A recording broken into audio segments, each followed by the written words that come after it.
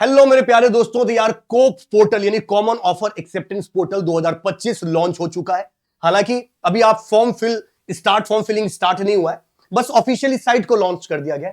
इसका साइट है gate.ic.ac.in/cop2024/index. मतलब कोप 2025 डाल देना गूगल के ऊपर, आपको मिल जाएगा ये साइट।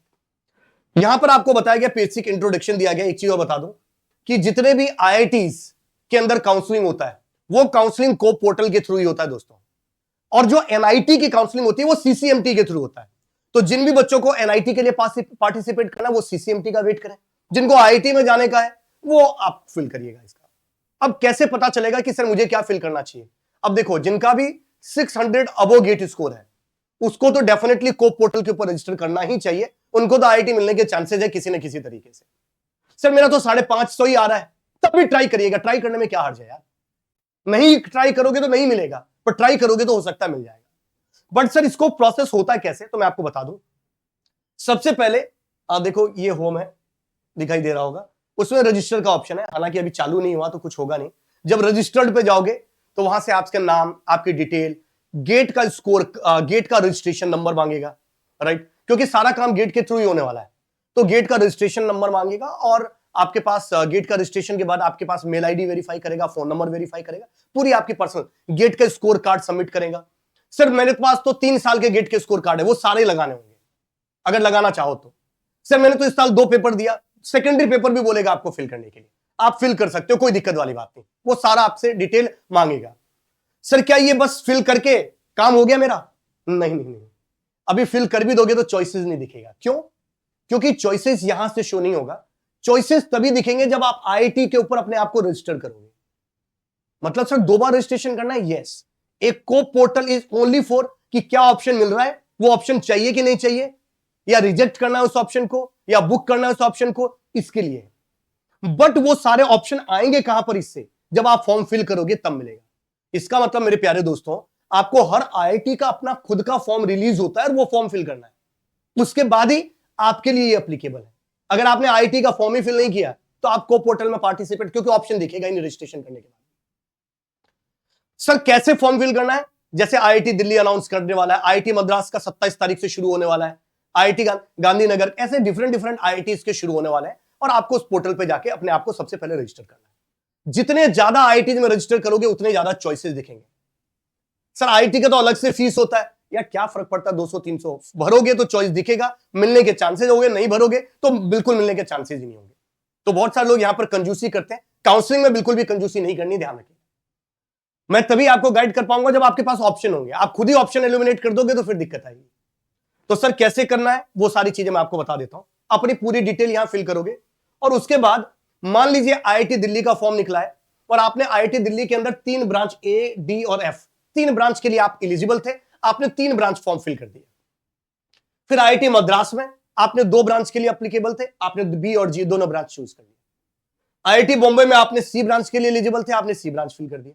आईआईटी कानपुर में ई और एच ब्रांच आपने फिल कर दिया। दोस्तों इसका मतलब मैंने तो सिर्फ यही एग्जांपल लिया, आपको और मल्टीपल चॉइसेस लेने।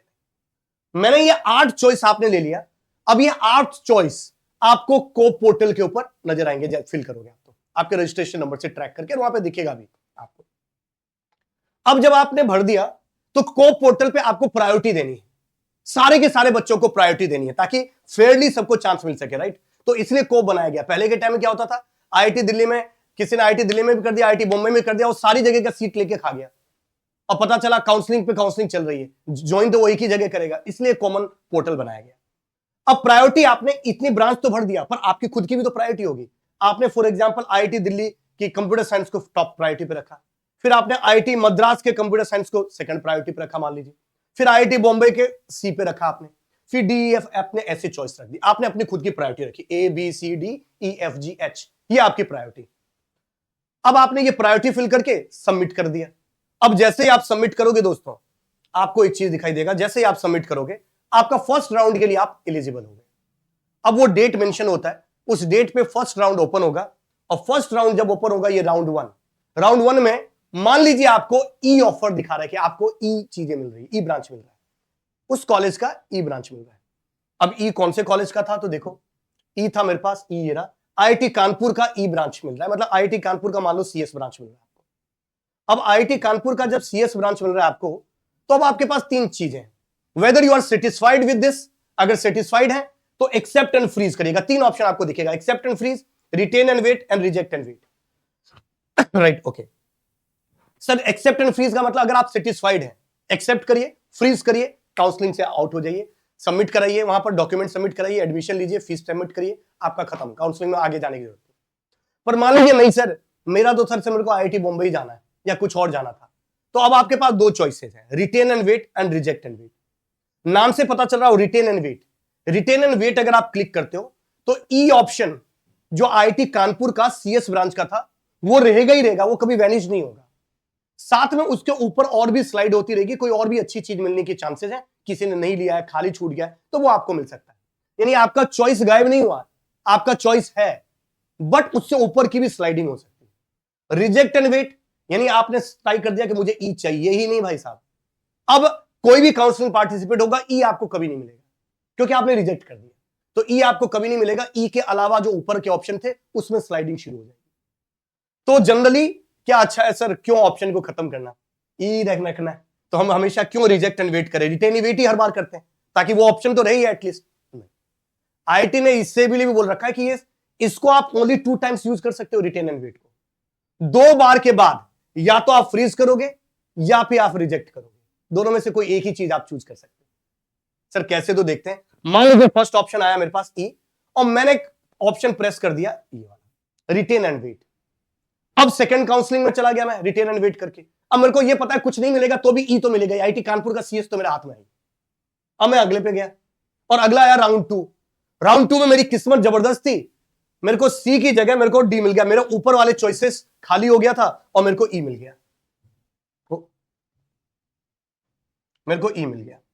अब जैसे ही मुझे ई मिल गया भाई साहब, मतलब डी मिल गया, डी का मतलब क्या था, डी का मतलब था आईआईटी दिल्ली का मान लो डी ब्रांच यानी कंप्यूटर टेक्नोलॉजी, मान लो आईआईटी दिल्ली का कंप्यूटर टेक्नोलॉजी, ये कंप्यूटर साइंस है और ये कंप्यूटर टेक्नोलॉजी था सीटी, मुझे सीटी मिल गया डी। अब जैसे ही सीटी मिल गया ब्रांच, अब अगेन मैं या तो खुश रहूंगा कि मिल गया, चलो आईआईटी दिल्ली में कंप्यूटर टेक्नोलॉजी ले लो और फीस सबमिट कराओ, तो आपको एक्सेप्ट एंड फ्रीज करके बाहर निकल जाओ, काउंसलिंग सबमिट कराओ, सब कुछ। पर नहीं sir, IIT Madras, IIT Bombay, यही 2 चीज मैंने सोचा है सर, कोई बात नहीं, तो एक्सेप्ट तो आपने हटा दिया, ये तो आपने कर ही नहीं रहे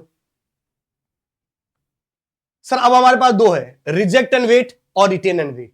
अब क्या करना है सर, मैंने फिर से बताया, रिटेन एंड वेट का मतलब होता है वो ऑप्शन तो रहेगा ही रहेगा, अगर राइट उससे ऊपर भी कुछ मिलना होगा तो मिल जाएगा, और रिजेक्ट का वेट का मतलब होता है कि आपने अगर रिजेक्ट एंड वेट प्रेस किया तो ये ऑप्शन भी चला गया।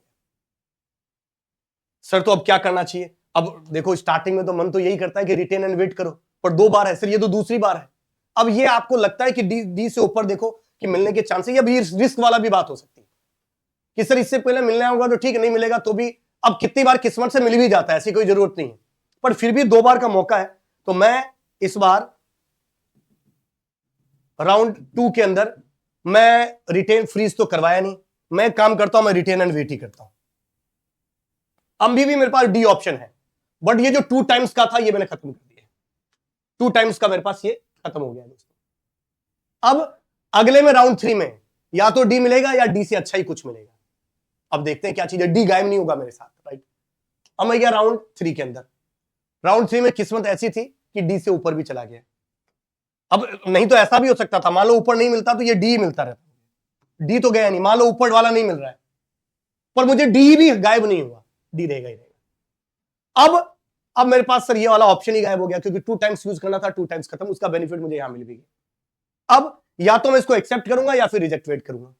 मान लीजिए मैं बहुत ज्यादा चॉइस पे हूं कर रहा हूं, तो मेरे को सर ये नहीं चाहिए, तो मैं क्या कर रहा हूं, मैं रिजेक्ट एंड वेट कर रहा हूं, रिजेक्ट एंड वेट, और रिजेक्ट एंड वेट किया, आप चले गए काउंसलिंग नंबर 4 में। काउंसलिंग 4 में मान लीजिए डी से ऊपर कोई ऑप्शन था ही नहीं, डी से ऊपर आपके पास, डी तो आपने रिजेक्ट एंड वेट कर दिया तो डी तो आपका गायब ही हो गया, डी तो कभी मिलेगा ही नहीं। अब इसको भी हटा दो, डी तो मिलेगा ही नहीं। अब ए बी सी, मान लीजिए आपकी काउंसलिंग हुई और इस काउंसलिंग में आपको नो ऑफर दिखा दिया, भाई जो ए बी सी था उनमें से कोई भी खाली नहीं था, कुछ नहीं। अब जब नहीं है कुछ तो ऑटोमेटिक ही रिजेक्ट एंड वेट है। जब कुछ नहीं है तो ऑटोमेटिक ही क्या है भाई, रिटेन एंड वेट बोलो या रिजेक्ट वेट बोलो, मतलब अगली बार ऑटोमेटिक ही आप राउंड 4 के काउंसलिंग में चले गए, आपको नहीं मिला, फिर यही चीज राउंड 4 में आया, मान लीजिए राउंड 5 में आया, राउंड 5 के अंदर अगर आओगे और इसमें भी मान लीजिए आपको नो ऑफर मिला, अब बच्चा घबरा जाता है, सर ऑफर ही नहीं मिला, काश में रिटेन वेट, कोई बात नहीं, वेट करो, राउंड 6 में आओ।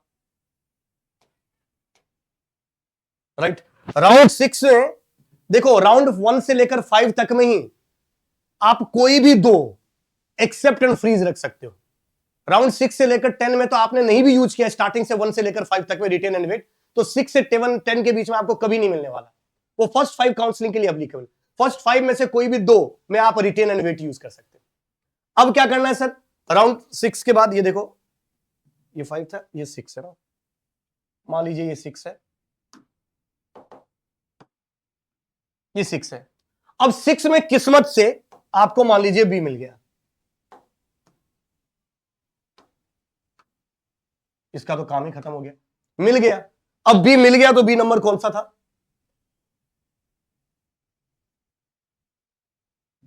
बी नंबर था, बी था ये आईआईटी मद्रास का कंप्यूटर साइंस। सेटिस्फाइड हो, मिल गया तो ले लो, नहीं मिला तो फिर से आगे आप कर सकते हो। इसका मतलब अब ये काउंसलिंग चलती रहेगी, बी मिल गया आईआईटी मद्रास का, ठीक सर, नहीं मिला तो कोई बात नहीं, तो यहां पर भी नो ऑफर दिखेगा,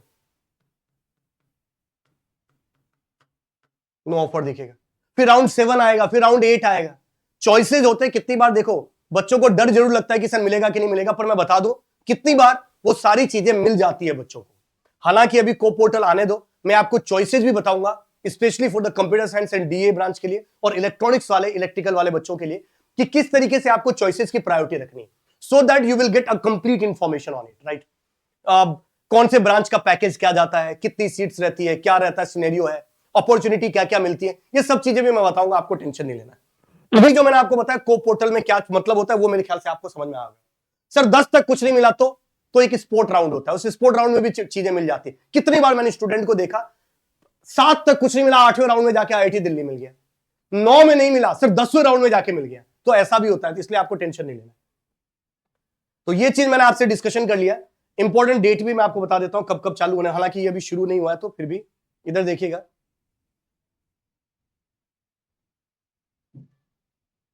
ये 25 ही है, पर इंपॉर्टेंट डेट क्यों नहीं दिख रहा है, मई कैसे दिख, ओके ओके, ये दे तो रखा है। देखो एक चीज, देखो टेबल 1 इंपॉर्टेंट डेट में उन्होंने बचा है मेन राउंड का, जो मैंने आपको बताया था 1 to लेकर 5, 13 मई से शुरू होगा।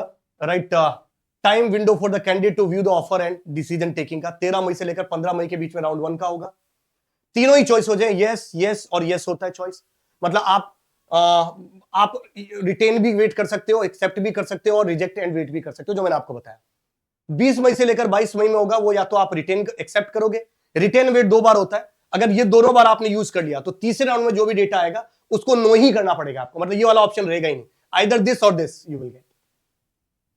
और मान लीजिए सर यहां मैंने नहीं किया, तो यहां मैंने रिजेक्ट एंड वेट कर दिया था, तो एक मौका और मिलेगा, कोई भी 5 राउंड में कभी भी 2 बार आपको मिलेगा, बट वो लास्ट वाला में नहीं मिलेगा। आप सोचोगे लास्ट 2 यूज करता हूं, ये लास्ट 4 और 5 राउंड में मैं यूज करता हूं, नहीं, फर्स्ट सेकंड थर्ड फोर्थ इन 4 राउंड में से किसी में 2 राउंड में आपको रिटेन एंड वेट यूज करना होगा, 5th वाले में आप रिटेन एंड वेट यूज नहीं कर सकते, और 6th से लेकर तो रिटेन एंड वेट रहेगा ही नहीं आपके पास, आइदर रिजेक्ट एंड वेट रहेगा और एक्सेप्ट एंड फ्रीज रहेगा, यही ऑप्शन रहेगा जो मैंने आपसे डिस्कशन किया।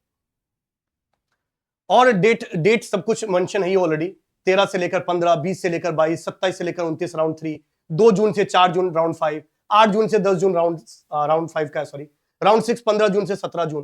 तो ये टाइम ड्यूरेशन 2-2 3 दिन का दिखेगा, जिसमें आपको मिलेगा। हालांकि पूरी कंप्लीट इंफॉर्मेशन जब कभी ये पोर्ट पे सारी डिटेल आ जाएगी तो मैं आप लोगों को अवेलेबल करवाई दूंगा। हालांकि अभी तो इंफॉर्मेशन बाउचर ही नहीं दिया है, उसके ऊपर पूरी एक चार्ट दिया होता है किस तरीके से आपको फॉर्म फिल करना है, क्या क्या रिटेन एंड वेट होता है, वो सब चीजें मैं ऑलरेडी एक्सप्लेन किया भी हूं, पर फिर भी मैं करूंगा। बट एक चीज ध्यान रखना, यहां पर जितने ज्यादा ऑफर होंगे that will be the beneficial for you, तो उसके लिए ये चीजें, ये चॉइसेस प्रायोरिटी आपके पास ज्यादा होने चाहिए, उसके लिए फॉर्म सबका जरूर फिल करना, ये हमारी रिक्वेस्ट है। Right, so till that thank you very much. और भी कोई क्वेरीज होती है तो इस वीडियो के कमेंट में जरूर लिखिएगा। Till that thank you very much, all the very best, जय हिंद दोस्तों।